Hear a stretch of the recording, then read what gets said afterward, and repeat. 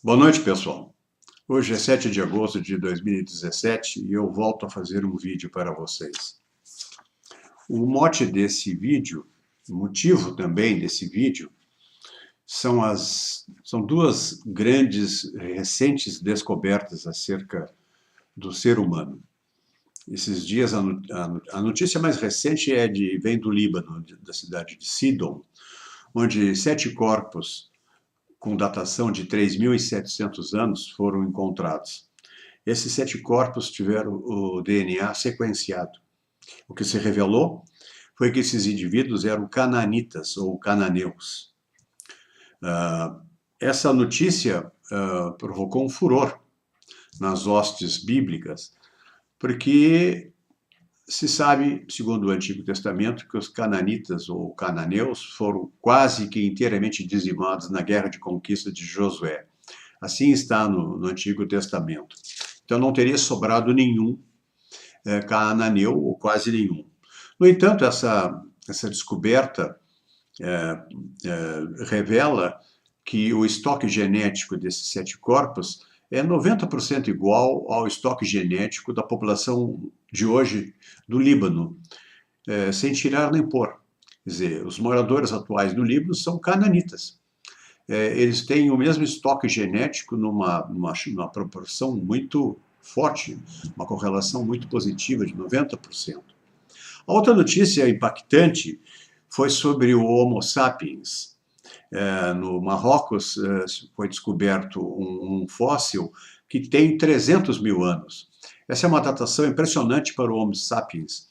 Ele torna a nossa espécie 100 mil anos mais velha do que se supunha. O DNA, aqui nesse caso, a datação é feita de outra maneira, mas as evidências são antropológicas, isto é, são antropólogos e arqueólogos que conseguem construir essa teoria, assim como está publicado na íntegra na revista Nature. Foi dali que surgiram traduções para a imprensa no mundo inteiro. Aqui o assunto o que chama a atenção é a resistência de algum tipo de pensamento quanto ideias, descobertas desse tipo. Essas descobertas sempre parecem ameaçar convicções já acertadas. Mas, na verdade, a gente já deveria estar acostumado com isso. Eu mesmo estudo esse assunto já há algum tempo. Isso é, para mim, apaixonante, a história antiga, a pré-história, a origem humana. E eu já verifiquei que nós cometemos erros há mais de 2.000 anos.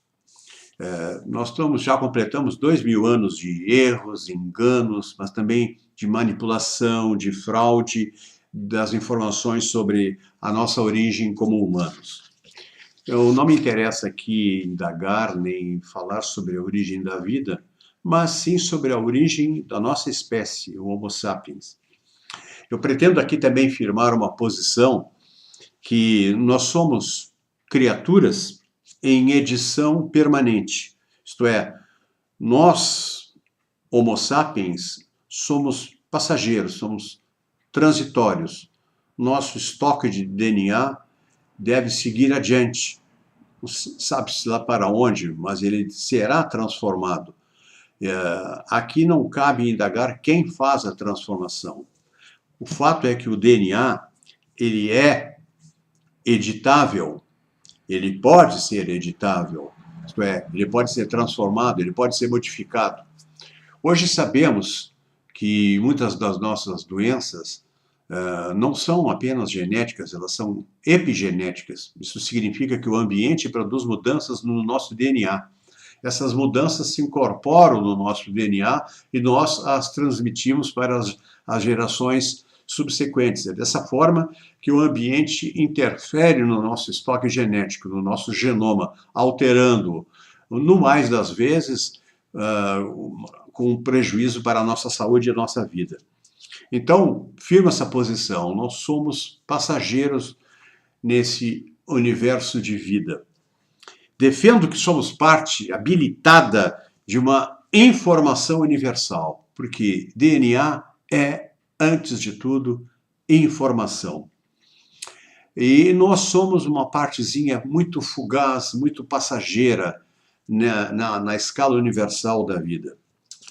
O DNA, como é editável, é passível, portanto, de manipulação, nós já estamos fazendo isso em laboratório. Essa grande ciência da edição do DNA, da transformação do DNA, ainda está por ter consenso da comunidade científica internacional.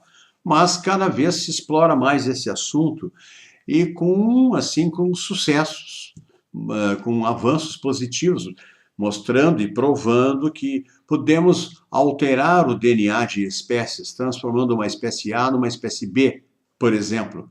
Isso já foi feito com espécies com genomas pequenos. O nosso genoma contém 23 mil genes. Existem espécies com bem menos, centenas, 2 ou 3 milhares de genes, onde se pode fabricar, se pode produzir essa mudança. A grande teoria, então, dessa transformação, dessa manipulação, ainda está por ser definida pela ciência. Mas essa coisa tem um adversário feroz. Eu chamo isso esse adversário, o adversário geoantropocêntrico. Existe aqui uma ideologia, o geoantropocentrismo. Geoterra, antropo-homem, centro, pensamento que coloca no centro a terra e o homem. Definir o geoantropocentrismo pode ser definido como uma teoria, uma ideologia, que afirma que o ser humano é o único ser inteligente do universo e que a Terra é o único habitat desse ser inteligente, isto é, a Terra é o centro do universo e o homem é o ser humano, o habitante desse planeta, é o único ser inteligente do universo. O pensamento geoantropocêntrico, em suma, é isso. Mas, por outras razões que vamos examinar, ele vai mais longe. Ele afirma que na Terra existe um lugar especial onde isso aconteceu.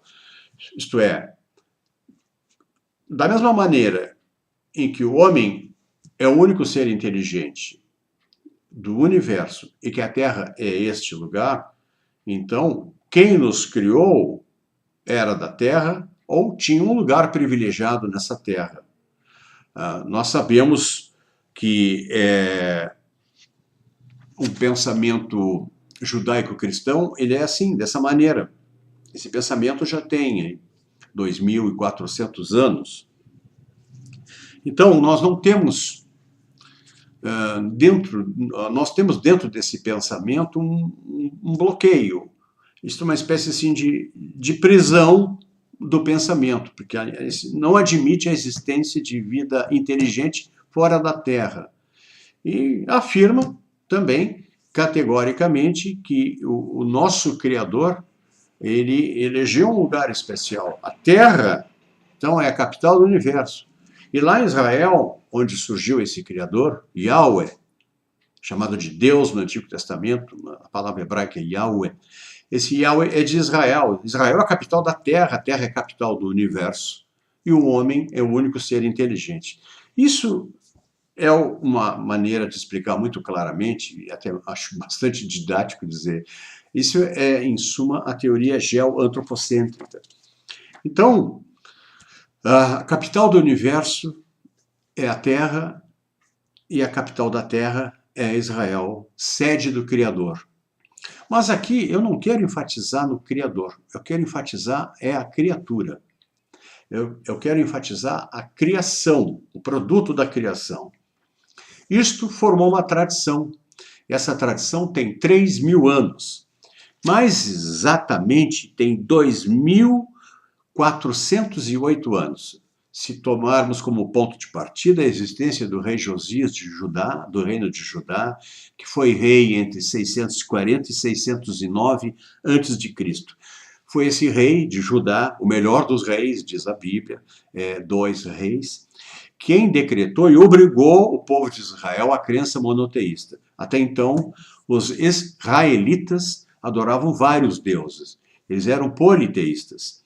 já havia uma tradição de politeísmo muito antiga, de 2, 3, 4, 5 mil anos provavelmente, mas neste século, século VII antes de Cristo, cria-se o monoteísmo por decreto.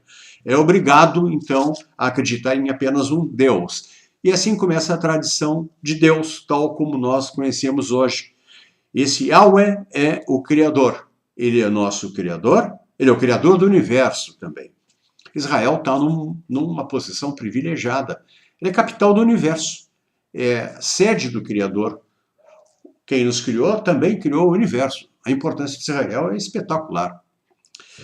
A mídia oficial e a ciência, nós sabemos que são mentirosas.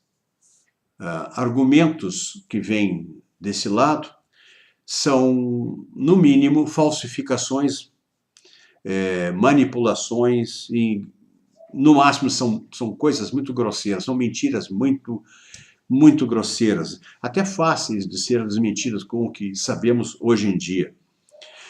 Mas essa tradição, ela cria uma verdade que dificilmente pode ser negada.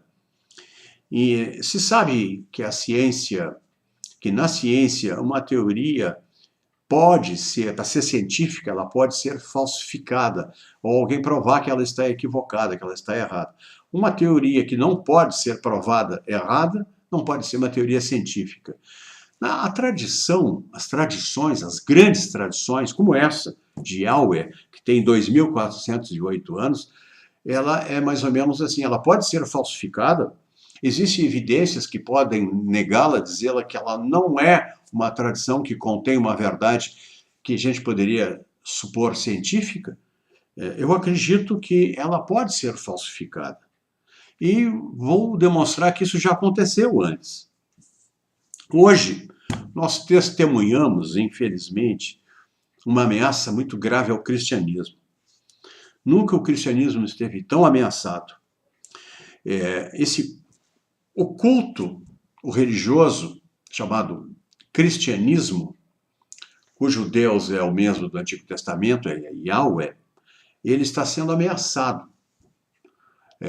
Nós sabemos da importância que a nova ordem mundial dá a isso, e o esforço que a nova ordem mundial faz para que isso seja superado, como eles dizem. Temos que superar o cristianismo, pois o cristianismo parece que está agonizando. A depender do Papa Católico, do Bergoglio, chegou a afirmar esses dias que o Natal deste ano talvez seja o último Natal a ser comemorado pela humanidade. Se isso vem do próprio Papa, né, então o que podemos esperar? O fato é que o cristianismo está sendo enfraquecido, de propósito. Mas isso já aconteceu antes. Eu quero lembrar aqui, lá no Antigo Egito, o culto a Amon durou 1.200 anos e depois se extinguiu. O culto anterior a Amon ainda durou o dobro desse tempo, durou 2.000 e tantos anos e também foi substituído. Os cultos, as tradições religiosas desaparecem no longo tempo. A tradição de Yahweh tem 2.408 anos. Nós testemunhamos, como disse, e acho que pouca gente pode discordar disso, apenas testemunhamos e com pesar a gente testemunha que o cristianismo está sob ameaça. Mas nós temos que entender que as tradições também sofrem o desgaste do tempo. Agora, o pensamento geoantropocêntrico, ele não consegue entender isso. Ele tem uma visão congelada que o culto religioso, uma tradição religiosa, vai durar sempre. Então, se eu estou dentro dessa religião, nada me atinge. Eu estou bloqueado. Na verdade, eu estou congelado nessa visão. É isso que eu pretendo demonstrar. Nós temos exemplos de geoantropocentrismo até muito excêntricos. A história da Terra plana, por exemplo, é um exemplo disso. A Terra plana não apenas afirma esse absurdo, como ainda diz que o planeta Terra só tem 6.000 anos, que o Sol está a apenas 40.000 quilômetros de distância de nós, que não existem dinossauros, que não existem milhões e milhões de anos, mas apenas 6.000 anos, que as espécies nunca foram extintas, os que estão aí estão há 6.000 anos. Nós sabemos que 6.000 anos é um tempo ridiculamente pequeno na escala da vida terrestre, muito menos, ou com muito mais ridículo, seria na escala universal. Mas o pensamento geoantropocêntrico nega, ele se congela e não quer saber, e então ele vai negar. Mas as evidências estão mostrando o contrário. O DNA, a grande ciência que ainda teremos sobre o DNA, sobre a capacidade que o homem já tem de transformar o DNA, nos leva a pensar que nós somos criaturas editadas, que nós tivemos o nosso DNA editado. E eu suspeito fortemente que ele assim o foi. E mais de uma vez. Sofremos várias edições. A nossa espécie chegou ao que chegou porque foi transformada, e mais de uma vez. Só que esse passado é imemorial. Mas nem todo o passado é imemorial. Existem vestígios de tempos antigos, não imemoriais. Memoriais estariam fora do nosso alcance. Eu só falo aquilo que está dentro do nosso alcance. Por exemplo, a civilização sumeriana. Ela veio do nada, dizem os historiadores. Ela surgiu em 3.700 a.C. e antes dela não havia nada. Mas é difícil acreditar nisso. Mas é assim que um professor de história universitário afirma. Peremptoriamente afirma. Não havia nada, nenhuma civilização anterior à civilização sumeriana, lá na Mesopotâmia. Temos alguns exemplos assim interessantes. Na própria Bíblia, Noé ganhou a missão de fabricar um navio. Se isso é verdade, deveríamos perguntar. Aliás, Noé é o nome bíblico, hebraico, de Ziusudra, também chamado de Utnapishtim na língua acadiana, ou ainda Atrahasis. Existe um texto sumeriano com esse título, Atrahasis, que fala desse homem correto, que é Noé. E Noé sabia construir navios. Então, navios eram construídos no tempo que Noé andava por aqui. Ele não inventou o navio, ele construiu um navio. A Bíblia diz exatamente isso. Ele construiu com ordens. Então, ele se transformou num engenheiro por um ato divino. É assim que a Bíblia nos dá a ideia. Mas a civilização sumeriana teve vários primeiras vezes. Foram os primeiros médicos, foram os primeiros astrônomos, foram os primeiros engenheiros, os primeiros criadores de animais, os primeiros controladores de sementes de plantas. Eles eram médicos, eles conheciam ciência, eles conheciam coisas avançadas que hoje nós nem sabemos. E isso tudo veio do nada. Ora, a história antiga é uma história muito mal contada. O geoantropocentrismo mantém essa linha da história mal contada. Mas, aos poucos, a verdade será restabelecida para delírio de alguns e para sofrimento intenso de outros. Esse é o recado que eu queria deixar por hoje. Muito obrigado.